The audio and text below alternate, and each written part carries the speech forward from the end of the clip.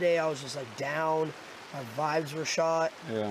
My stream crashed 5 times. He's going through some stuff and something happened yesterday and he just felt like that was it for him. Like that was like the last drop. He was like, I'm done. Like I can't, like, it's just like there's just too much going on. I'm pretty sure everyone woke up sick. Everyone. Our group segment today was so fire, we have to push it back now. I'm pretty sure everyone knew that the Faze Subathon was going to be happening, at least if you're into streaming, because at the end of last month, they had dropped an entire trailer for it, even had people like Kai Cenat, who was doing the biggest Subathon in the world, react to it, and because of that, there was a ton of hype going into the Subathon. Unfortunately for them though, it just didn't seem like it could go off perfectly. Before the actual Subathon happened, we had multiple Faze members come out and talk about their disdain for actually being in Faze and the stuff that's happening around it, and while the Subathon's currently going on, we have multiple members talking about they are going through some of their worst times while trying to provide content for 30 days straight, and it's only like day 14 right now. I don't know how long people can last with everything going on, but I don't want to get too ahead of myself, so why don't we start from the very beginning with what is going on inside the Faze Subathon. Brother, don't you want to grow? Of course I do.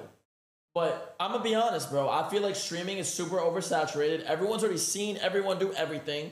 And I feel like streaming needs to go back to 2021. So I'm gonna give you 2021. Before even coming into the Faze Subathon, people had to deal with the comparisons of Kai's Mafiathon right beforehand, where he reached 1 million subs and had a plethora of content, yet people were constantly still complaining about it. It seemed like no matter what they did, they were gonna end up in Kai's shadow purely because they weren't living up to Mafiathon's hype. Yet a bunch of people were still coming on the internet to share their opinions on what they felt about it, and the actual reactions were pretty shocking. Honestly, the way that the Faze Subathon is looking right now, it might even beat Mafiathon 3 as far as good content. Mafiathon 3, in my opinion, I don't know how y'all feel, was kind of repetitive as far as like on the radar, house tour, guest, Mafia.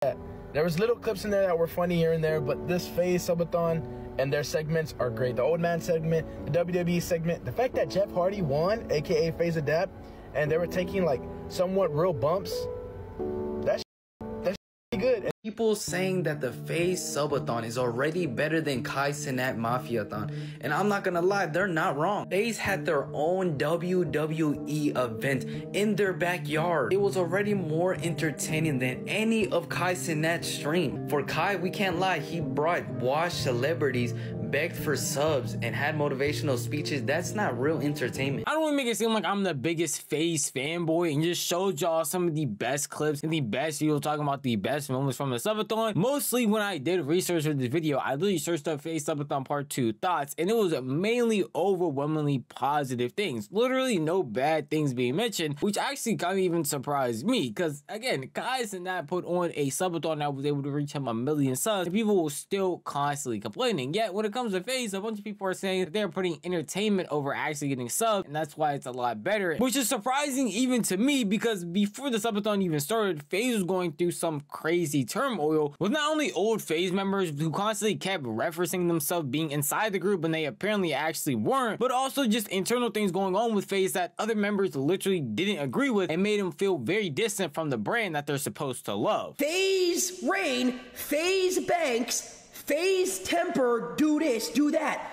Stop putting Faze in front of people's names who aren't Faze. There's times where sometimes I even question. I'm just keeping it really real with y'all. I'm like, I'm a Faze member. I've been here for a long time. I helped build this back up. I've done a lot. I support our esports more than anybody. And then there's times where I'm like, bro, is this really? Do I feel like I'm part of this, bro? Do I feel like this is... You know what I'm saying? I talk about the Faze boys. There was some disagreements between me and Faze throughout this year. You know what I'm saying? That I ain't really, you know what I'm saying? I ain't talking about the boys.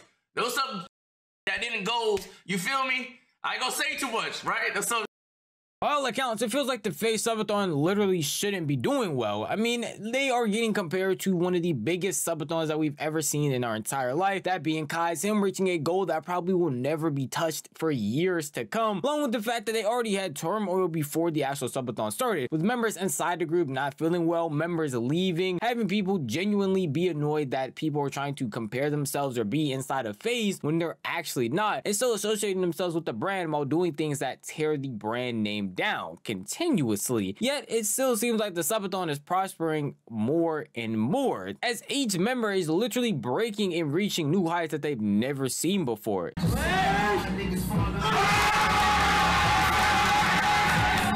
Envy or Peacemaker. And y'all know too, we ran up a number bigger than I would have ever thought. At the end of the subathon, I am 10% of the total subs that we got is going to the kids in Gaza, man. Free Palestine, all the kids over there. A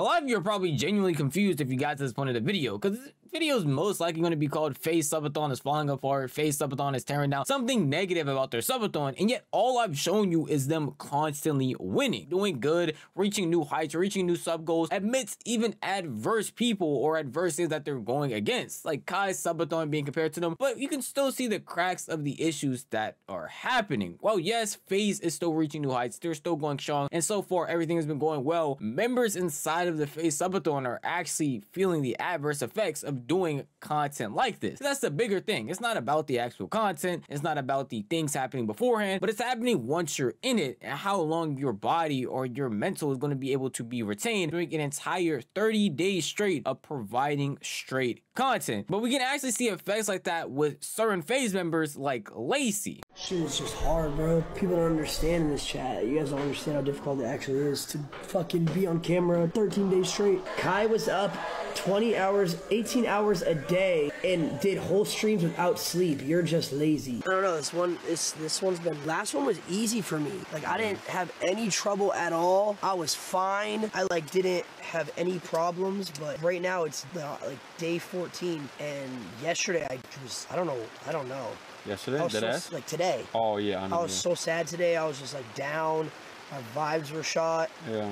My stream crashed 5 times. Yeah, that shit. And I was like talking on stream. I was saying like I don't know if I could do a subathon. I don't know if I could finish it. Yeah. Cause like I don't know why, but I'm trying, but my mental's just cooked. Like, subathons in general push the limits of every last creator, no matter if it's for 24 hours a week, whatever you're doing. Providing content for an extended period amount of time, especially entertaining content, is going to be difficult. You're gonna have trouble finding something to do for 2 days straight. You might not find trouble having something to do for 3 days straight, a week straight, 2 weeks straight, but then you take it to an entire month where you're supposed to be entertaining and basically this gesture that's dancing in front of a chat. You're gonna find some turmoil doing that in your mental, no matter if you're supposed to be winning this entire time. As I just showed you, people are feeling very positive about the Faze Subathon, even comparing it to Mafiathon and feeling like it is better, comparing it to other things that other streamers have done and feeling like it's better. Sitting here and looking at their chats go crazy, looking at the gifts they're getting, they're breaking all-time records for not only Twitch, but literally themselves, yet mentally are still feeling drained doing this. And it's not just Lacey, it's also apparently Silky as well, as he talked to Marlon about some things he's been going through while doing the subathon. He's going through some stuff and something happened yesterday and he just felt like that was it for him. Like that was like the last drop. He was like, I'm done. Like I can't, like,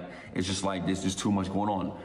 And you know, this is the first time I had a heart-to-heart conversation about a guy with Silky, and I told him, I was like, listen, you cannot. He was asking me, he's like, why this, why now, why my most important month, why my biggest month like of the year, why everything, right? I'm not gonna tell nothing like what he said to me, but he just said like why, he's asking why, which a lot of people are always asking why. That's the biggest key, right? While 30 days straight providing content might seem like one of the best things in the entire world from not only a consumer's perspective, but also a creator's perspective, it just begins to tear down a creator. 30 days of straight clips, 30 days of straight YouTube videos, 30 days of straight streams, 30 days of straight entertainment that everybody is supposed to love, yet you as a creator are wearing yourself down thin consistently. There's only so many times you can wake up and just chill in the bathroom for like 2 hours while you're over here trying to have somebody else entertain your chat so you can refocus, lock back in, and do an entire 12-hour stream. That is just pushing your mental, pushing your body way too much. And I think a lot of people genuinely underestimate how much this actually affects your body and how much content creators literally push themselves when they're trying to make this stuff happen. You can see that example outside of just a subathon, but someone who used to be a part of Faze, like Blackboy Max, who recently was in the hospital, has an IV, yet is still over here trying to make content and make entertaining content, yet is jeopardizing his own health for it, to the point where he literally got a call from his mother to stop his stream. What is happening? IV, bro, this shit came out. Oh my god. So I have what I like to call a pick line in my arm, and it basically runs from here to like the middle of my chest. And this is how I get my antibiotics, because it goes through here. Problem is, the whole shit slipped out. This whole line was all in my arm, but it all came out because I had the vest on and because I'm streaming. I probably shouldn't be moving around this much, but it's like, bro, I have to stream. Mom. Hey, sweetie, like you should wrap up and you need to go take care of that. Do you hear me? Yeah. Okay, please, Max. You don't need another infection. Okay. Okay. I got you. Love you, Mom. Bye. Niggas getting boss called at age 22, bro. Like, Streamers are constantly willing to jeopardize their mental and physical health just to make this content stuff work. And we've already seen it with members in Faze before the actual subathon outside of Silky and Lacey, with Sable Ronaldo even mentioning that he was going through some mental turmoil before the subathon actually started, taking his first genuine break from streaming. So you already know that 30 days is definitely going to wear and tear on people, and it's probably going to cause them to crack or not even want to make content. In the past of other subathons, we've seen that already happen before, where people like Kai Cenat talking about spitting up blood because he is pushing himself so much. The only thing I hope is that the subathon doesn't actually end up being bad. I genuinely think the content they're providing is good and entertaining. It's just the constant pushing yourself to a limit that you're not supposed to be at is going to not only make your content suffer, but make yourself suffer as an effect. And that's constantly just going to hurt your mental more and more once you see that not only your content is suffering, but you're suffering, and now you're going to be suffering more watching your content suffer, and it's just a terrible cycle as it gets worse and worse. But that is just how I feel at the end of the day. If you want to tell me how you feel, the best place to do would be the comment section down below. This video is unfortunately over, but if you did enjoy this video, maybe consider giving it a like. And if you enjoy content like this, then maybe consider subscribing, because I post like this every single week. Then miss out on a single upload if you hit that bell icon, because you're notified the millisecond a video goes live. That's enough from me. I'm gonna see you guys in the next one. Peace out.